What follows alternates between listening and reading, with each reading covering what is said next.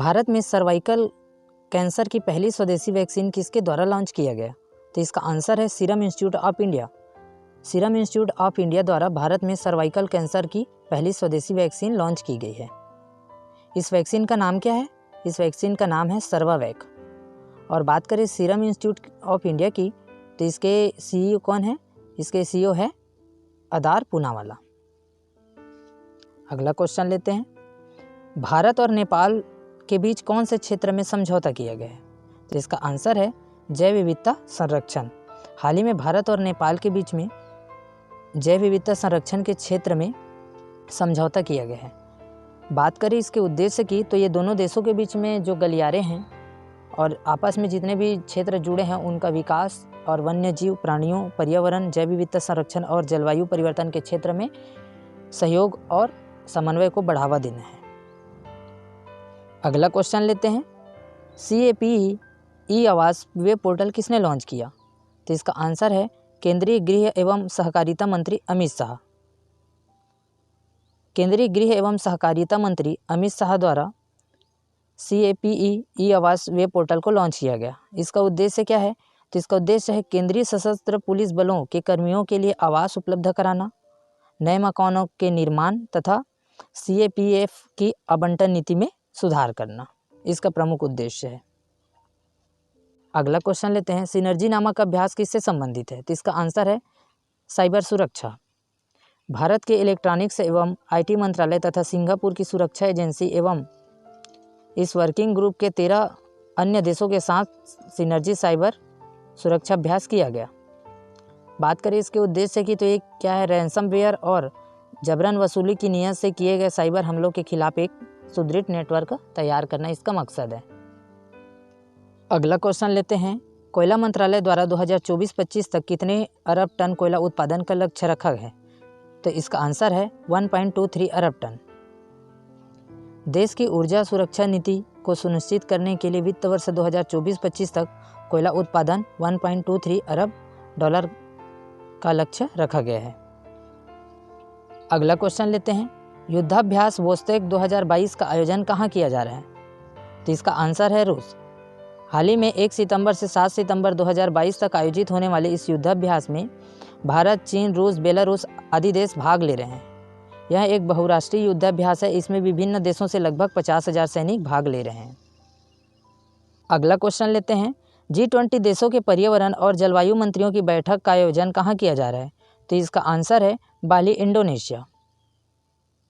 भारत की ओर से केंद्रीय पर्यावरण, वन और जलवायु परिवर्तन मंत्री भूपेंद्र यादव ने इस सम्मेलन में भाग लिया।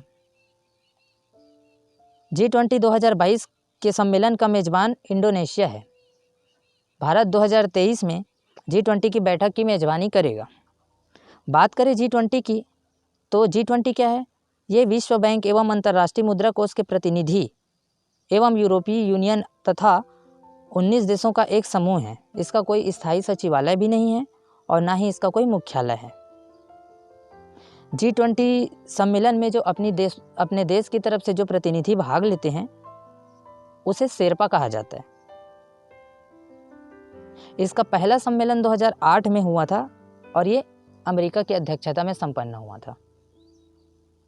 अगला क्वेश्चन लेते हैं, किस भारतीय एथलीट द्वारा 100 मीटर रेस में राष्ट्रीय रिकॉर्ड बनाया गया? तो इसका आंसर है अमलान बोर्गोहेन। हाल ही में अमलान बोर्गोहेन ने पुरुषों की 100 मीटर रेस में 10.25 सेकंड के समय के साथ एक नया राष्ट्रीय रिकॉर्ड बनाया। अगला क्वेश्चन लेते हैं, LCA मार्क 2 क्या है? तो इसका आंसर है हल्के लड़ाकू विमान। ये चर्चा में इसलिए है क्योंकि LCA मार्क 2 हाल ही में इस परियोजना को सरकार द्वारा मंजूरी दी गई है। बात करें LCA मार्क 2 की, तो ये क्या है? Light combat aircraft mark 2। ये दुनिया के सबसे हल्के लड़ाकू विमानों में प्रसिद्ध है। अगला क्वेश्चन लेते हैं, प्रधानमंत्री मोदी द्वारा किस शहर में मेट्रो ट्रेन के दूसरे चरण की आधारशिला रखी गई? तो इसका आंसर है कोच्चि, केरल। प्रधानमंत्री द्वारा केरल के कोच्चि में भारतीय रेलवे और कोच्चि मेट्रो रेल के फेज 2 की आधारशिला रखी। बात करें इसकी लंबाई की, तो ये 11.2 किलोमीटर है। अगला क्वेश्चन लेते हैं, NCRB की रिपोर्ट के अनुसार 2021 में दोपहिया वाहन से दुर्घटनाओं में सबसे ज़्यादा किस राज्य में जान गई? तो इसका आंसर है तमिलनाडु। और दूसरे स्थान पर है उत्तर प्रदेश। हाल ही में एनसीआरबी की रिपोर्ट के अनुसार 2021 में दोपहिया वाहन में दुर्घटनाओं में सबसे ज़्यादा तमिलनाडु में मौतें हुई।